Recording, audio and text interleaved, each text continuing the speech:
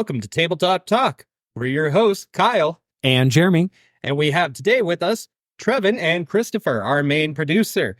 This is, I believe, episode 3 now, and we are a podcast that likes to talk about our opinions on board games, RPGs, and all sorts of stuff. So, how's everyone's week been? This is Jeremy, and my week's great. Trevin, what about you? Hey, Jeremy. Yeah, it's been going well. I'm excited. Here we are, episode 3. So today we're going to be talking about character creation. But before we do that, go ahead, tell me anything interesting has happened in your guys' life recently. Yeah, so I wanted to, episode 2, I brought up some research that had been done on D&D. It's kind of my thing. So I'm super excited. There's this new one this article I read through was needs met through role-playing games, a fantasy theme analysis of Dungeons and Dragons. It was by Aubrey S. Adams out of the University of California, Santa Barbara. But it was really cool. She went into some of the benefits, playing these type of fantasy role-playing games, and they can actually, using the communication that you can meet a lot of your social needs. A lot of people use D&D to meet at that, and they noticed kind of there was 4 themes that kind of emerged in some of the groups that they looked into. One was democratic ideologies, friendship maintenance, extraordinary experiences, and good versus evil. And it was just cool how that just naturally kind of came out of, the themes that players wanted to see, and not even saying like, hey, I want to look into this, just naturally evolved. So I thought that was pretty cool. And then I'll have an article next time, but I know D&D has also been used for like therapeutic, people who have gone through a trauma. And so it's been really interesting. Here at Tabletop Talk, we're not sponsored, but we would think Trevin might be. Yeah. Now, here's the thing. First off, great addition, Trevin. I will say, however, that I did request the article last time from you, and it was never sent to me. I sent it right after I left. I watched him. I sent it to me personally, not to the group, not to the group. Send it to me. Put a heart, something. Make it personal. Okay. I was gonna say, Valentine's Day just did pass like last month, so yeah. Don't worry, I'll be a little late, but I'll get you. Okay, thank you. It'll come around the same time the OF account does. Okay, so that's already online, boys. Real talk though. So Trevin's always bringing up these D&D studies. I think instead of the name Trevin, it should be like Dr. RPG, D&D Doc, something like that. Oh, that's good. Ooh. Right? Like Dr. Trevin, aka Dr. RPG. There we go. Well, I'll have to talk to my sponsors and see if they're willing to accept that. I knew it. I knew it. He's the only one getting paid on this show. Yeah. Now, aside from studies, I just one of the things that was fun the other day, I played Settlers of Catan for the first time in years. I haven't played that game in such a long time, and I forgot how horrible it can be for one of the 4 of you playing when they get blocked early on. I've got to be honest, man. I've never played Settlers of Catan. Okay, well, it's a very unpopular. I know. That's fine. But picture this: you're on just a small map, and you have to build roads to build new settlements, right? Mm-hmm. And you can't build roads through other people's settlements or through their road if they've already had a road. So if you accidentally pin yourself in the corner early on, other people can cut you off. So you literally have nowhere to go. And the game lasts another half hour or hour, and you're stuck just collecting resources that you have nowhere to build. Of course. That's why I like playing Game of Thrones Risk. Because if I need something, I'm just gonna, go straight through your land and take it as mine. Unless it's Chris playing with us, where he always plays Starks and he just claims the North for most of the game and then waits for me to build up and come up eventually and get him. Lannister's a Casterly Rock, baby. It's true. Yeah, so all in all, I'm feeling pretty good. I've played some video games, some board games recently. We're here to do, tabletop talk. I accused Trevin, and he quickly combated that with real facts, which is real rough when someone comes back at you with actual facts and you're like, oh shoot, I didn't actually see your text. Maybe I'll pivot and be like, send it to me personally. So other than that, nat one I rolled, I'm feeling pretty good. It's kind of like the bard facing off against the wizard, on like a knowledge-based thing. Like the bard's really confident. Yes. And most people are probably going to listen to him. But that intelligence score actually knows what it's talking about. No, I would say how dare you, but the charisma score does make me feel good. Yeah. Don't worry, Kyle. I got you. No. So Kyle, what are we talking about today? Oh, so yeah, we're talking about character creation and our concepts usually when it comes to that. So we're not going to go into super nitty-gritty details about how you should make your characters. We're just going to talk about some of the stuff that each of us do as we work on a character ourselves, and maybe ideas that we like to think about. Again, these are not suggestions for anyone. We'll probably do an episode on clarifying good ideas and such for that. But this is a little more on that personal note stuff. So for the first question of the night, it is, what is your thought process when making a character? I know, like, I myself have a few different things I run through that it doesn't matter what character I'm playing as, but it's a huge part of where I go with each character build I do. Which of you guys want to start? I'll start. I think initially my character process when I was building early on with Dungeons and Dragons was trying to build something cool, someone fun, that could do cool things, right? Like, what stats do I need? What spells do I need? What feats do I need to do cool stuff, right? And that was great early on. But the more I play, the more I love the character, the background, the person inside the stats, what is the actual character? Where's their growth? And it doesn't matter what stats you have, what spells you have, what feats you have, what race you are, what class you are. Your character can do cool stuff. Your character can do fun stuff. So now I've gotten to the point where I want to create a character that has something that intrigues me story-wise with them, a good flaw, and an area for growth. So for instance, one of my recent characters, Brant, which was in my Forever DM Kyle's campaign. Brant, and Kyle played a little in that one too, but Brant was a monk that I just decided where he was kind of like a government spy, and he started as a criminal, and they basically turned him over to this government program where they saw, hey, he's got potential, and let's basically run him into the ground with what he could do. And so he was a solitary guy, never really had any friendships because he was always alone. And I didn't want him to be the edgelord where he's like, I'm always alone. I do my work alone. Right. That's a tricky hole to get out of. It is a tricky one because a lot of people do that where they're like, I was raised by nature. I'm an orphan. No one wanted me. And you're like, well, my parents died in the alleyway. Exactly. So you have that character where there's so many people who do this character where you're like, well, okay, you got your loner, but you're in a group. Are you going to continue to be a loner, or are you going to try to evolve? And so I liked picking for this one, for Brant, I liked picking that he is flawed because he's always kind of been on his own. And so he's not good with charisma. He's not good with people skills and understanding things, and he's trying to learn.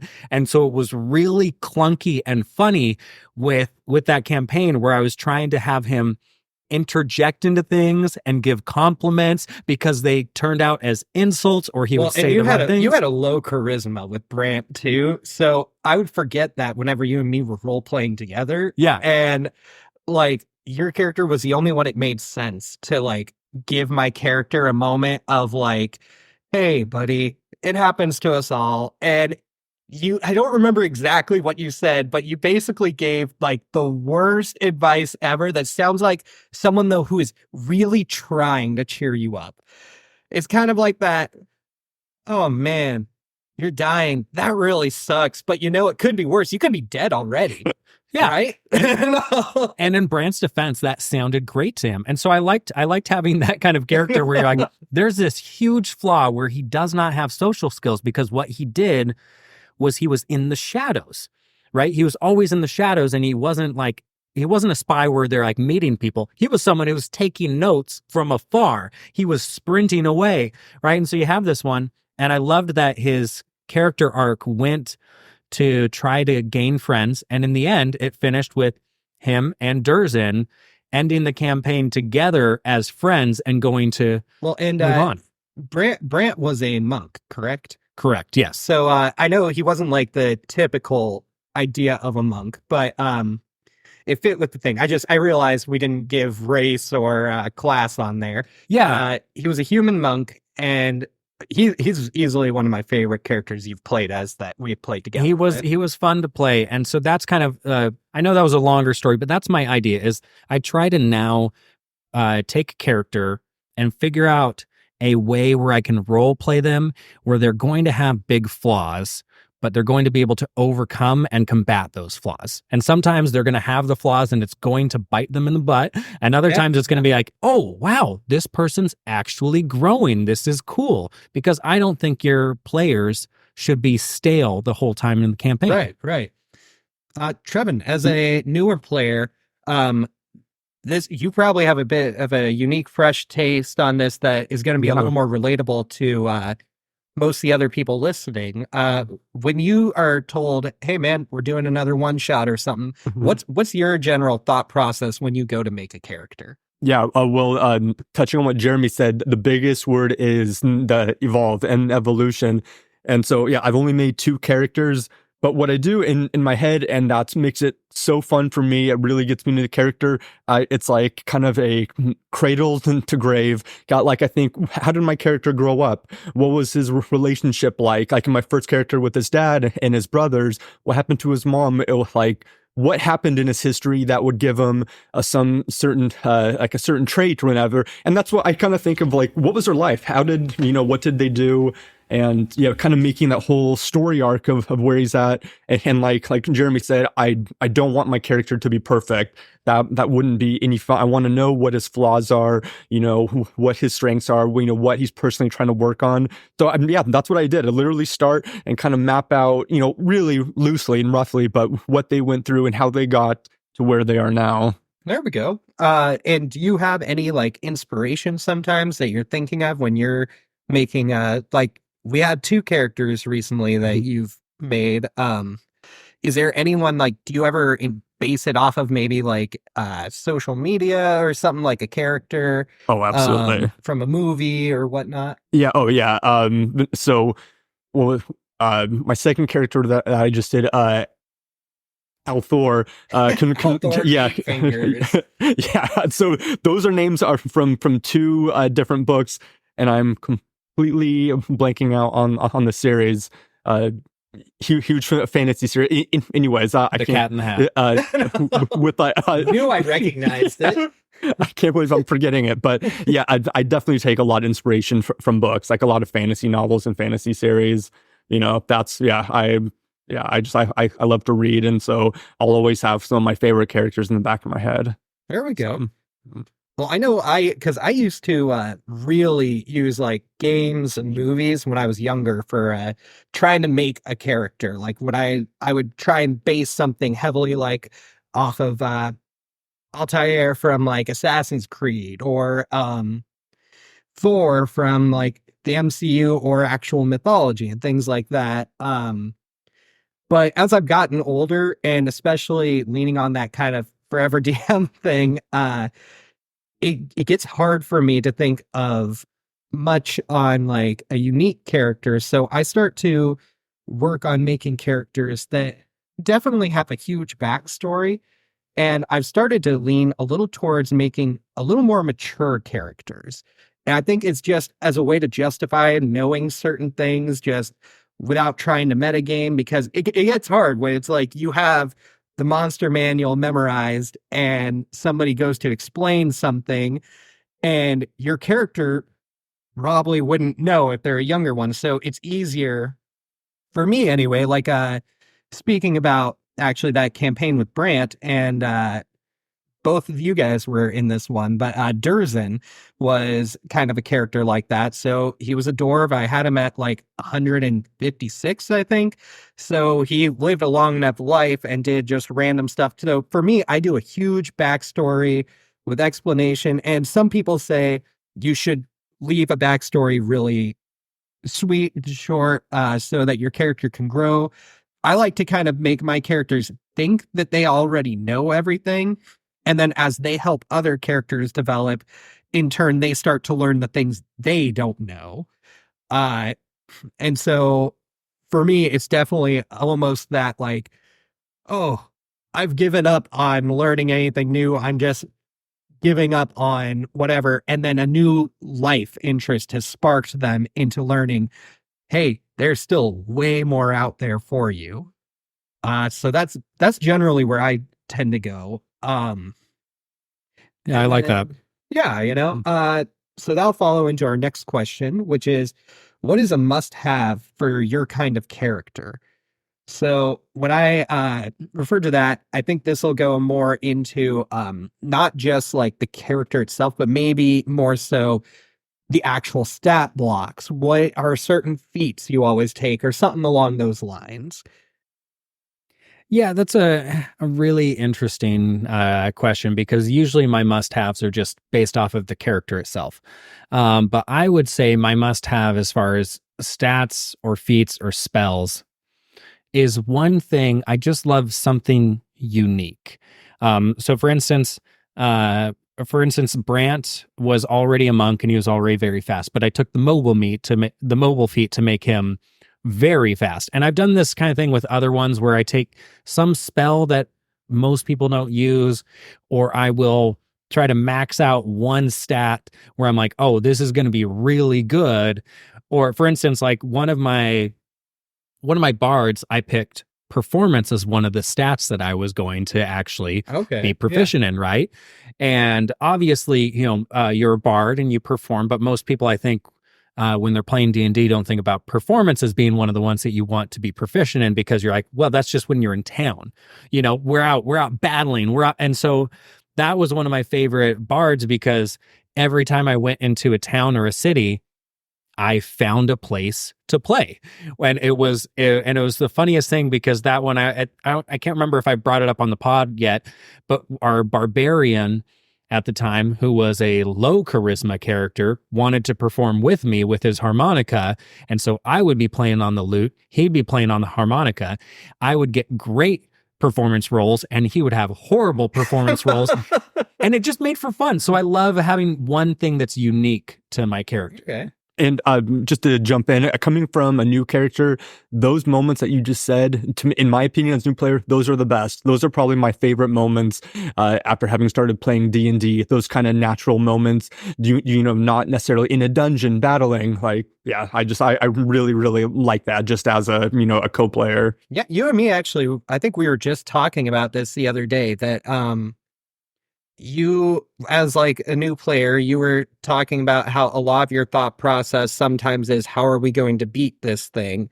And we were playing in that campaign that one of our buddies was running, and instead of me and our bard ever making combat, we quite literally just kind of bluffed our way through the whole place.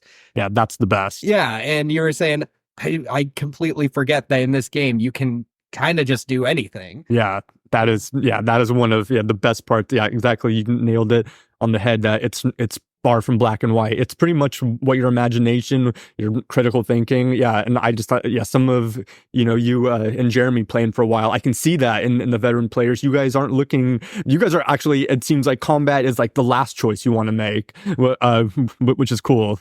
Yeah, combat is, don't get me wrong, combat's a lot of fun, but especially for Brant. Oh yeah, no, with a lot of players, combat can be really fun. I mean, especially if you're someone who hits hard or like a wizard, right? But I think some of the areas around combat, like before and after combat, can be equally as fun. I agree. I'm definitely not a huge combat person. Like, I enjoy combat. I think you can do some really cool stuff, but I try to take my game play as a real action. Like in real life, you wouldn't willy-nilly pick a fight with somebody, or at least I wouldn't. I don't know about you guys, but I'm not exactly built like Mike Tyson here. I'm not about to go and wreck Jake Paul. Like, I try to either talk my way out of it, trick people around it, or whatnot. So Trevin, what about you? I guess let's go on to you. What's a must-have in your recent things? So I'm assuming yours might be a little more stat-based, but I could be Yeah. wrong on there. No, something that I've wanted in both of the characters I made, and it's just personal. I like them to be kind of well versed in some kind of lore. Like my cleric, had some lore. He had studied other religions. My warlock, he had actually tried, to become a sorcerer, or sorry, a wizard. Couldn't hack it through there. So he tried to get that lore from somewhere else. I don't know. That's just a personal thing. I like my characters to have some kind of cool like background knowledge, something that they know. I just think that's fun. Yeah, I like that a lot. Yeah. And for me, it's actually pretty similar on those things. I don't think I usually take a specific skill. For me, it's usually in my stats. I really like to, obviously, I put my highest block in whatever's the most needed for the class, but I try to make sure my intelligence and my wisdom and my charisma are my highest ones, no matter what class I'm playing, because I like to play creatively. I don't like charging Russian. I like to just come up with something on the fly, and I think you get more fun story stuff out of there, and it gives your DM a chance to experience or to kind of improvise in a way that they usually want to improvise. So for our final question here is, do you have a favorite character that you've created, and if so, why? Man, I have so many favorites. It's really tough to pick one because you kind of fall in love with your character, most of your characters. There's occasional ones where you're like, gosh, this is a flop. Kill me now, I've please. got a few that I've actively killed off. You're like DM, either you kill me or somehow my character will mysteriously walk away and a new person will appear, But my favorite characters, one, you've already heard about him, Brant. And Brant was a whole lot of fun to play. One, because he could move so fast and he could cover so much ground. He covered everywhere. Like Yeah. we did a green dragon fight, and Brant literally would run up, hit the thing with his mobile feet, run away from it, and be out of sight the entire time. Yeah, so it was funny. The two things that struck me about Brant. One, where we talked about his flaws, and his flaws was that he was a loner and he was always trying to gather information and then get away. So when he was in a party, and there were multiple times where I was like, oh, how can I use this to like Brant's story? Where I'm like, what's his big flaw? He's always been used to escaping on his own. So he'd run and he's so fast. So it's like, oh, where's Brant? He's 110 feet away from the rest of the party. Probably not great, like he's really fast. And the other thing about Brant I loved is that we made him kind of bloodlusty at the start. So, oh my gosh, yeah. So he was he's known to be a brawler. And at one point, Kyle described the killing blow when I headbutted someone, and Kyle described in great detail the crushing of the skull with my face, with my skull, and the blood going everywhere. And it was kind of a thing where Brant, he's always been good. And I was like, oh yeah, he's going to try to finish as many characters as he can with a headbutt. That ended up kind of becoming a theme, was like you feeling skulls and necks and bones cracking and breaking around you. Yeah. So I had to try to get really creative with like making it different each time too. And that was fun because I knew that Chris is nodding his head yes over there, like that's all I want in a character too. And it's funny too, because like that one you lean at those, that's one of the ones where it's you're playing this together with your DM, because I know Kyle loves to vividly describe those things. And so I'm leaning into it. He's leaning into it. And I'm trying to make it a part of the character. I think the best part with that too is you're generally a pretty I'd say neutral character when it comes to like your actions. They're very friendly. They're very fun. You as a person are not someone who's like into vivid gore and such. Gosh, so no. It was so fun to like have you describe doing like Daredevil, like jump off the wall, elbow this guy, punch this guy. And it was like, all right, well, you are technically wielding like deadly weapons of your fist. Yeah. So I have to like really just ream it in there for you. And so visually in the face, and this is the best part about playing in person with someone, is every time I do it, Jeremy's like so excited until he hears the result. He's making a face that's like, oh God, like Brant's got no problem with this, but I'm not enjoying this. Yeah, because I mean, I like fantasy, sci-fi violence to the point of like Star Wars, Marvel, Lord of the Rings, and here comes Game of Thrones DM at me, you know.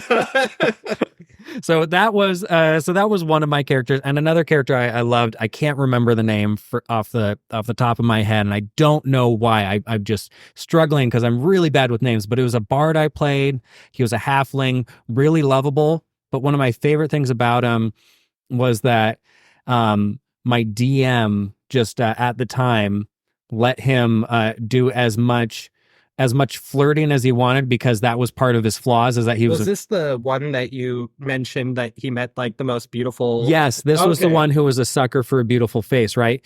But my DM leaned into that, where it was so funny, where there'd be times where it was like, oh, this is not the time to flirt, and this is going to cause combat, or this is not. And and also that bard I played was so fun because, one, he threw insults everywhere, and two, he just, always just tried to, flirt, and it was so funny to play. Bards are always great. What about you, Trevin? Well, like I said, only two, so definitely it's that first one. My character's name was Callahan, and he was named after my second son, who was just born a month before when I started that game, Callaway. I think in the first episode, I actually got those reversed. Yeah. So yeah, I noticed that after we edited a little bit, and my wife and I were laughing because your kid had just been born. Yeah, that's how much the character meant to me. It got him mixed up. It happens.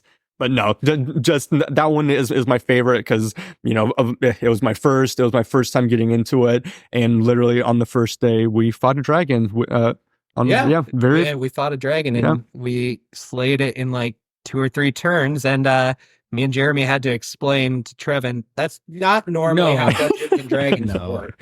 Yeah. It's like, wow, it really fits to the namesake. I'll second that your character was one of my favorite characters I've ever played with. Cool. I really liked watching you play kind of the pure character and trying to follow through with it. And you jumped heavy into the role play, which is a huge thing for me and Jeremy. Role play is big for us. And you had a lot of really OP spells. I know, too. Man, it definitely gave new light to clerics in 5e for me. And it was fun. It was a lot of fun. And so is there anything else you wanted to mention about him, or no? I'm just honestly, I feel like my favorite character is still my all-time favorite. Is still yet to be created. So, oh, cool. There we go. And, in all honesty, that's probably the case for all of us. Yeah. For me, I'd have to say, so you guys had met Durzen in the recent campaign, but he actually was a character I made from a campaign way back in 3.5. So, I didn't know that. Yeah, Durzen was actually a Dwarven fighter, but I remade him for 5e, and I gave him a few levels in Bard, and he was like 156, so I gave him a whole backstory to where it matched with his original one, that he essentially was one of the last people of his clan, and he was like low royalty, so nothing high, but it was thought that almost the majority of his kin were killed off as they went off to the north to go fight some giants. He ended up being stuck behind because he was doing bardic stuff. He was not ever meant to be like the head of his household. He was like the youngest of 12 siblings. But everyone ended up missing, so he ended up just inheriting a title. But that was not really what he wanted, so he went down, traveled through like the Faerun for many years, made home in Baldur's Gate and Waterdeep, spent a little bit of time in Neverwinter, and eventually joined up with the party in Phandalin. I really enjoyed that character, and for me, I think it's the fact that he's just got this noble heart of gold to it, and especially as I get older, the more I realize I really like playing good characters. I don't know why. It used to be I only ever wanted to play like questionable, is he gonna or is he not gonna kill you sort of things, and from there, I think with Durzen, there's just this huge like honor bound thing about him that he's loyal to a fault.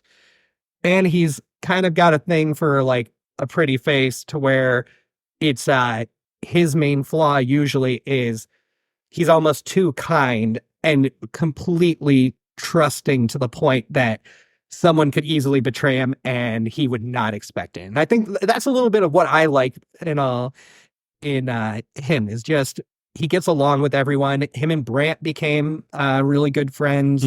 So when Jeremy had to stop playing in that campaign, Durzen and Brant left together to go learn more about Durzen's clan as it turned out like someone had found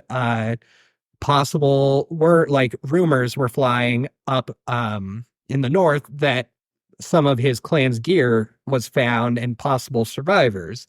He got along with Callahan also, and they both kind of stood together on like the righteous, making the good calls of fighting evil. But yeah, plus it's always fun to kind of do like a Gimli like voice with that. So yeah, and it was such a good voice. You could tell it was really good. You could tell easily that was one of your favorite characters, and that you like really put your life into him. I mean, I wrote like probably 3 pages of backstory on that guy. There was a lot of backstory. There was a lot. Right. Kyle, hold on one second. I have this little marker for myself because I think at the start you asked us how we were doing. I talked about how I was doing. Trevin talked about how he was doing. I combated Trevin for a second, and I don't think we asked you how you were doing. I'm dying on the inside. But that's about all the time we have for Tabletop Talk today, guys. So, no, sorry. On a serious thing, I've been okay. We just finished up the last couple games in a long-running campaign. Trevin and I just played our last ones with kind of the friend group we've been doing. Just time has been a little more scarce as we've been progressing with the podcast and moving forward. So, it's all good reasons that we're not there, but it's always a little hard giving a campaign. I didn't feel like necessarily we left on the best of pages there, but it's a little hard when it's kind of an out of the blue. You don't know when you're going, when you're staying. So, yeah, but on that note, thank you guys for joining us on Tabletop Talk. And if you enjoyed this, like and subscribe on whichever app you are using to listen to us for more content. You can also find our TikTok account under TabletopTV LLC, and on X you can find us under TT Talk Pod, where we will be unleashing several shorts and previews for the YouTube channel, also named Tabletop TV. Don't get it confused with Tabletop Talk. Again, we had a bunch of projects going, and we're still kind of trying to get them all working in one go. But till then, until our next adventure, stay safe, and we love you, friends. Tabletop Talk, out.